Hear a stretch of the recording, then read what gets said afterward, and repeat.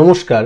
আমাদের কাছে সবসময় একটা তর্কের জায়গা থেকেই যায় যে ডাইরেক্ট স্টক ইনভেস্টমেন্ট আমাদের জন্য লাভজনক নাকি মিউচুয়াল ফান্ডের মাধ্যমে ইনভেস্ট করাটা বেশি লাভজনক। মিউচুয়াল ফান্ডের থেকে ডাইরেক্ট স্টকে ইনভেস্টমেন্ট করলে কি আমরা মিউচুয়াল ফান্ডের থেকে একটু বেশি রিটার্ন জেনারেট করে নিতে পারি, নাকি মিউচুয়াল ফান্ডের যে ওই একজন ফান্ড ম্যানেজার আপনার ফান্ড ম্যানেজ করছে তার হাতে ছেড়ে দিয়ে নিশ্চিন্তে ঘুমানো যায়? কি করাটা ভালো বা কোনটা সব থেকে ভালো জিনিস, সেই নিয়ে কিন্তু প্রচুর প্রশ্ন আপনাদের মনে আসে এবং আমার কমেন্ট বক্সে অনেক প্রশ্ন আসে। তো আজকের ভিডিওটা তার উপরই, আমি দুটোরই ভালো খারাপ দিক নিয়ে আলোচনা করব, আপনারা যাতে ডিসিশন নিতে পারেন যে আপনার জন্য কোনটা ভালো, ডাইরেক্ট স্টক ইনভেস্টমেন্ট নাকি মিউচুয়াল ফান্ডের মাধ্যমে ইনভেস্টমেন্ট, নাকি দুটোই মিলিয়ে মিশিয়ে হাইব্রিডলি একটা করার জায়গা এসে যায়। চলুন শুরু করি। প্রথমেই যে দিকটা আপনাদের একটা ডেটা দিয়ে কথা বলি। দেখুন, ডেটা তো কোনোদিন মিথ্যে কথা বলে না। ডেটা হলো, ধরুন আপনি একটা পোর্টফোলিও তৈরি করলেন, আপনার পোর্টফোলিওতে কটা স্টক থাকবে? ধরুন ডাইরেক্ট স্টকের পোর্টফোলিও 15টা স্টক, 20টা স্টক ম্যাক্সিমাম, তেমনই থাকবে। তার বেশি স্টক হলে তো আপনি ফলো করতে পারবেন না রেগুলার। তো ইনভেস্টমেন্টের জন্য এখানে ট্রেডিং নিয়ে কথা হচ্ছে না, সুইং ট্রেডিং নিয়ে কথা হচ্ছে না, পিওর ইনভেস্টমেন্ট নিয়ে কথা হচ্ছে, ঠিক আছে? 20টা স্টকের পোর্টফোলিও, যেটা রিটেল ট্রেডারদের জন্য সব থেকে বেশি অসুবিধার জায়গা যে স্টকে ঢুকে তো গেলাম, কিন্তু স্টকগুলো থেকে কখন বেরোবো সেটা জানি না, কখন আমরা এক্সিট করব সেই স্টকগুলো থেকে। সব সময় তো আমরা শুনি না stock is for long term, মানে একটা স্টক ধরবো 20-25 বছর রেখে দেবো, 10-20 বছর রেখে দেবো, তাই তো? একবার ভেবে দেখুন তো, কাউর হাতে যদি ইয়েস ব্যাংক থাকতো, কাউর হাতে যদি রিলায়েন্স পাওয়ারের মতো স্টক থাকতো, ঠিক আছে, কাউর হাতে যদি ইভেন কোল ইন্ডিয়াই থাকতো, কোল ইন্ডিয়া তো সব থেকে বড় খনিজ কোম্পানি, সেও কিন্তু সেই অর্থে রিটার্ন আমাদের তৈরি করে দেয়নি, মানে মার্কেটের থেকে আন্ডার পারফর্মই করেছে যদি টোটাল ব্যাপারটা দেখেন। একটা ডেটা দিই, যে ডেটাটা বলছিলাম, নিফটি 50, যেটা আপনার সব থেকে বহুল প্রচলিত আমাদের ইন্ডেক্স, যেখানে 50টা স্টক থাকে, তারও ইনসেপশনের সময় থেকে, যখন নিফটি প্রথম শুরু করেছিল তার জার্নি, আজ থেকে 20-25 বছর বাদে, জানেন কি সেই দিন যে স্টকগুলো ছিল তার মধ্যে কটা স্টক আজকের দিনেও নিফটিতে আছে? শুনলে অবাক হয়ে যাবেন, মাত্র 12টা স্টক। 12টা স্টক এমন আছে যেটা প্রথম দিনও নিফটিতে ছিল, আজকেও নিফটিতে আছে।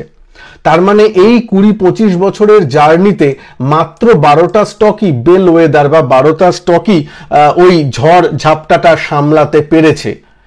বাদবাকি যে স্টকগুলো, হ্যাঁ, বাদবাকি মোটামুটি ধরুন 38টা স্টক, 35 থেকে 38টা স্টক কিন্তু ওই কালের চক্রে মাঝে মাঝে চলে গেছে, কিছু এসেছে আবার 1 বছর 2 বছর বাদে বেরিয়ে গেছে, আবার এন্ট্রি হয়েছে, এক্সিট হয়েছে, এরকম।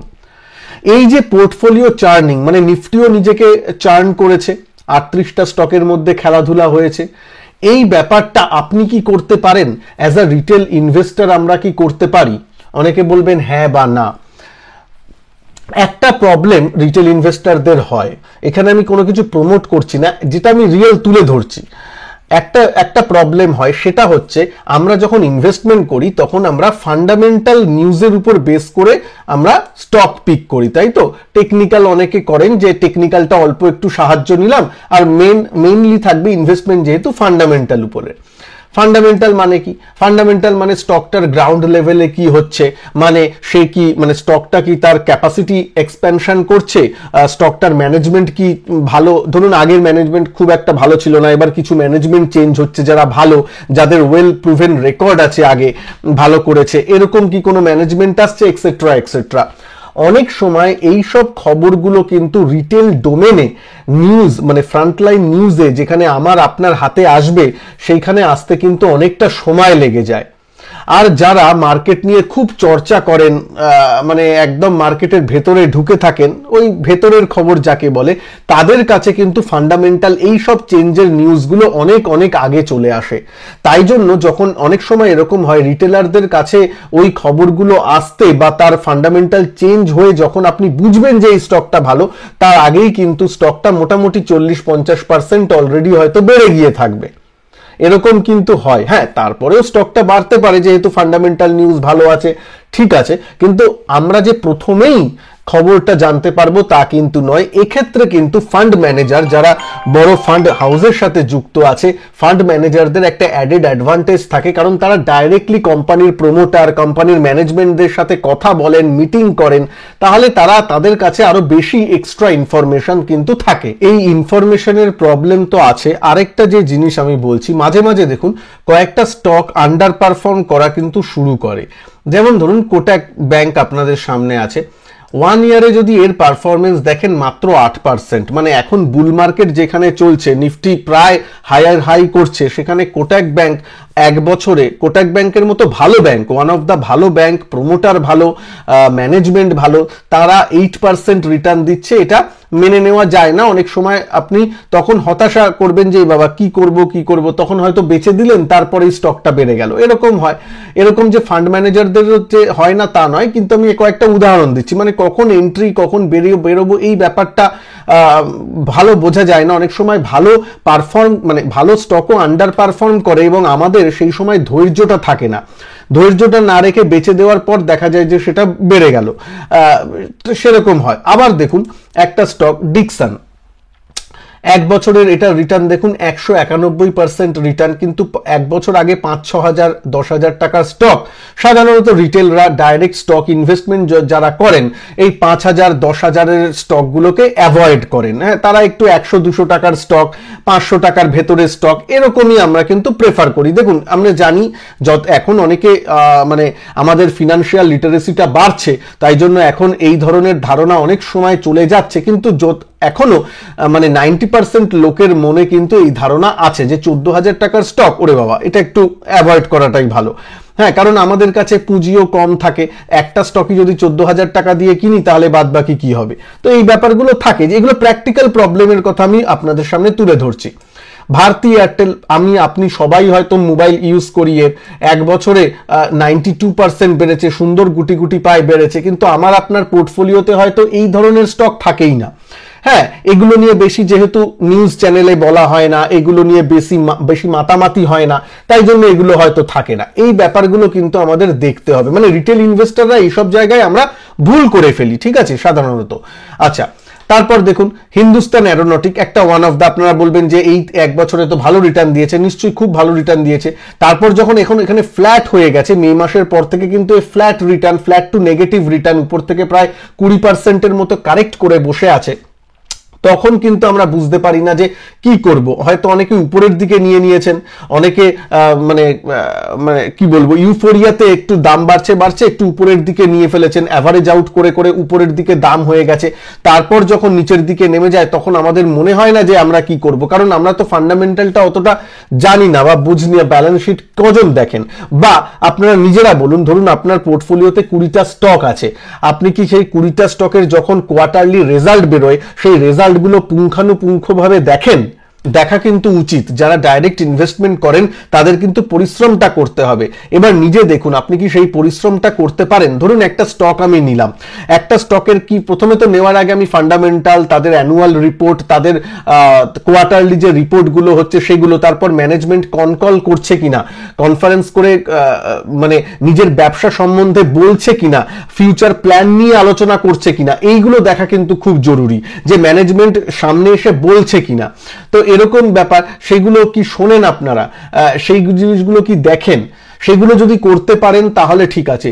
যদি আপনি ইউটিউব দেখে স্টক নেন বা কেউ বলছে, সেটা আমার চ্যানেল হলেও আপনি কেউ বলছে সেই কথাই শুনে নিলেন বা টিভি চ্যানেল দেখে নিয়ে নিলেন, তা কিন্তু করবেন না। ফান্ডামেন্টাল দেখবেন এবং নেওয়ার পর যদি একটা কোনো স্টকে ইনভেস্টমেন্ট করেন, তারপর প্রত্যেক কোয়ার্টারে ম্যানেজমেন্ট কি বলছে, তাদের অ্যানুয়াল রিপোর্ট কি বলছে, কোয়ার্টারলি রিপোর্ট কি বলছে, সেগুলো কিন্তু একটু দেখতে হবে। ঠিক আছে, এই পরিশ্রমটা করতে পারেন কিনা চাকরি ব্যবসা করে, সেটা একটু দেখতে হবে। না হলে এই জন্যই বলছি, এই দেখুন এই সময়টা যারা দিতে পারবেন তাদের জন্য ডাইরেক্ট স্টক একদম ঠিক আছে, কোনো অসুবিধা নেই। স্টককে বোঝেন, ব্যবসা বোঝেন, এন্ট্রি এক্সিট ঠিক মতো করতে পারেন, মোটামুটি মার্কেট সাইকেল সম্বন্ধে অবগত আছেন আপনারা, তাহলে ডাইরেক্ট স্টকে ইনভেস্ট করুন, ভালো ঠিক আছে, কোনো অসুবিধা নেই। নিজেকে প্রশ্ন করুন যে পোর্টফোলিওকে কি ওয়েল ডাইভার্সিফাই করে রাখতে পারছেন, সেক্টর অ্যালোকেশন গুলো কি ঠিকঠাক হচ্ছে।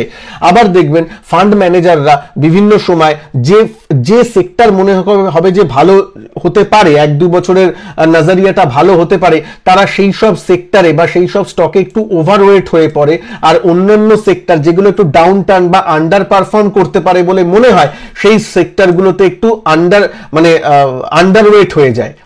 এই জিনিসগুলো, এই যে সাইকেলের মতো চেঞ্জ, এই যে পোর্টফোলিও একটু রিব্যালেন্সিং, এটা কি আপনি করতে পারেন সেটা একটু প্রশ্ন করুন। এইভাবে না করলে কিন্তু আপনি পোর্টফোলিও থেকে অপটিমাল রিটার্নটা পাবেন না। তাই জন্য এই ব্যাপারগুলো দেখুন, এইগুলো যারা করতে পারেন তাদের জন্য ডাইরেক্ট ইনভেস্টমেন্ট একদম ঠিক আছে। যারা করতে পারে না তাদের জন্য আজকের দিনে কিন্তু দাঁড়িয়ে মিউচুয়াল ফান্ডের প্রচুর ভ্যারাইটি চলে এসেছে।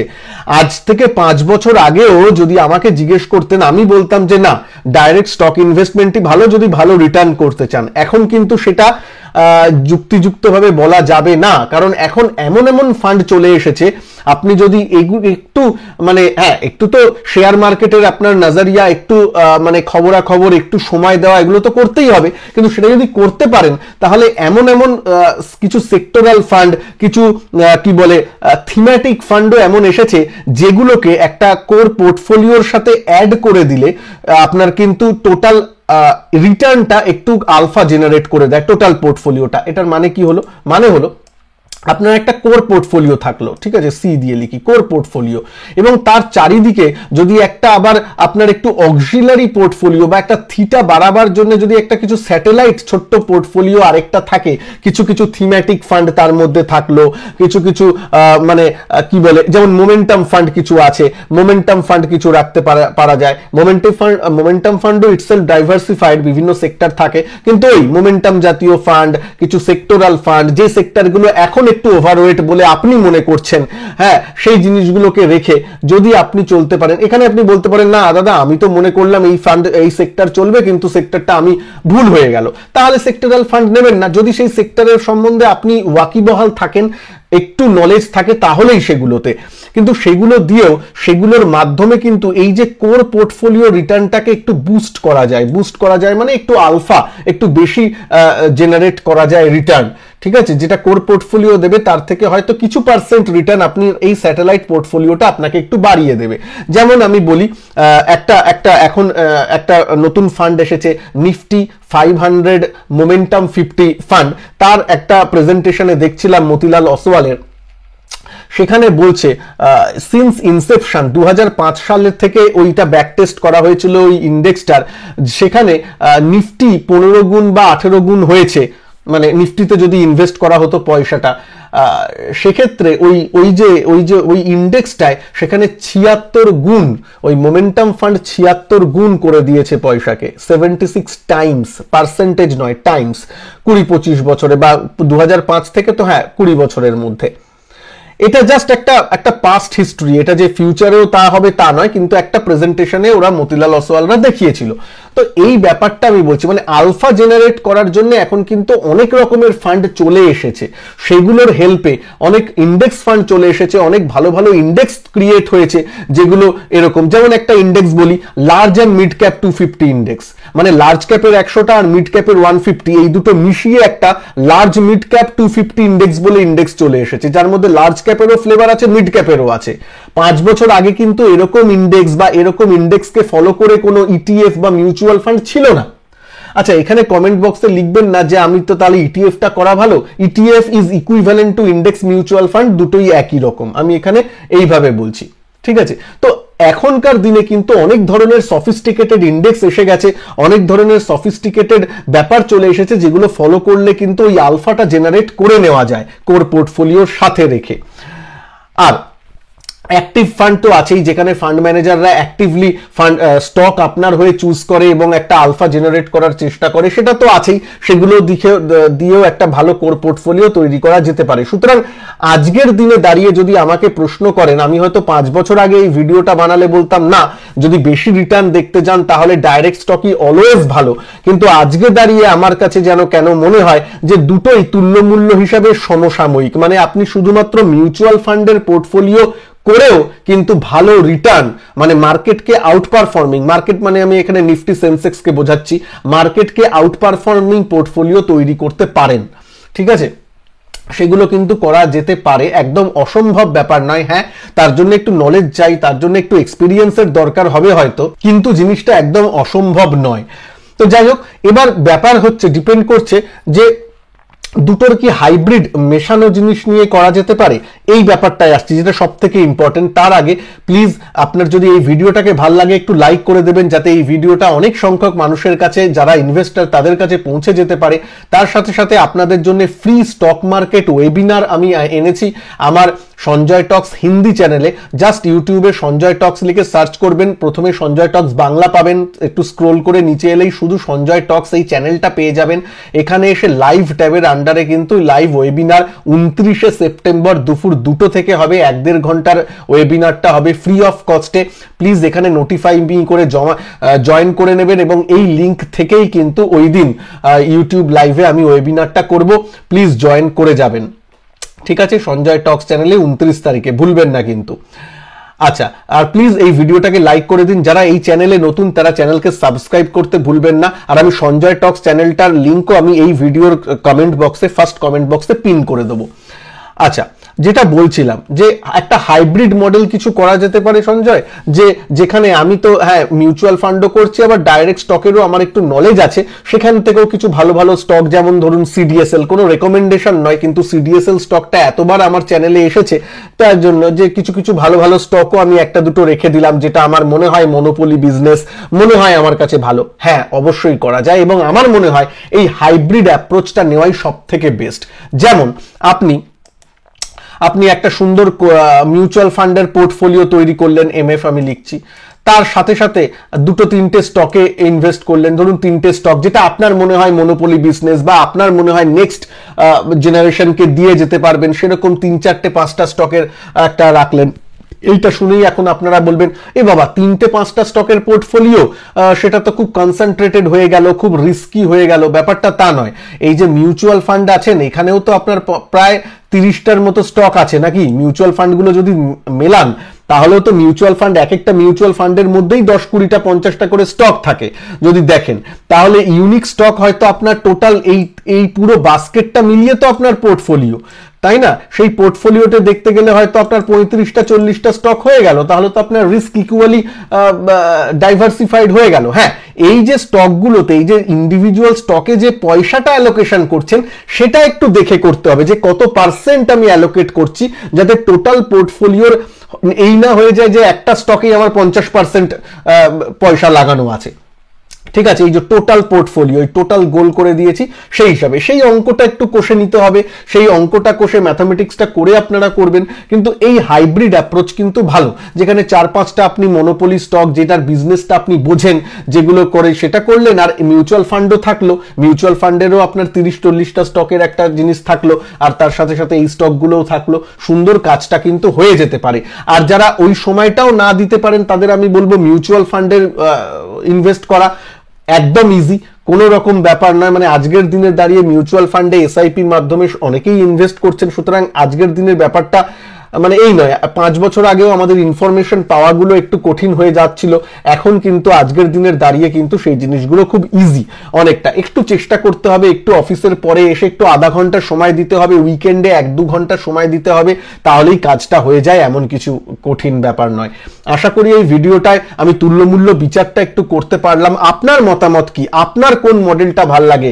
মিউচুয়াল ফান্ড নাকি শুধুমাত্র ডাইরেক্ট স্টকে ইনভেস্টমেন্ট, নাকি এই দুটোর হাইব্রিড একটা ব্যাপার? কোনটা আপনার ভাল লাগে সেই মডেলটা প্লিজ একটু নিচে লিখবেন। আপনার মতামত আমি কিন্তু জানতে আগ্রহী। নিচে কমেন্ট বক্সে অবশ্যই আপনারা কমেন্ট লিখবেন। ভালো থাকবেন সবাই, নমস্কার, জয় হিন্দ, বন্দে মাতরম।